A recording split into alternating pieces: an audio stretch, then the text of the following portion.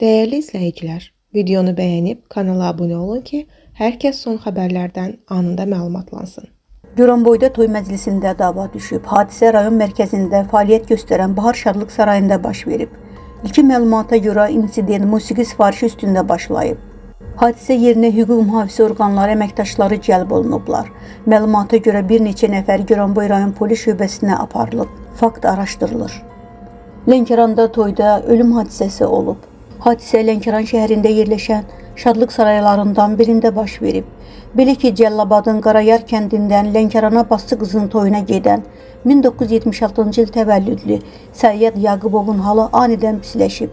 O, Lənkəran rayon mərkəzi xəstəxanasına çatdırılsa da, həyatını xilas etmək mümkün olmayıb. İlkin məlumata görə kişi ürək tutmasından vəfat edib.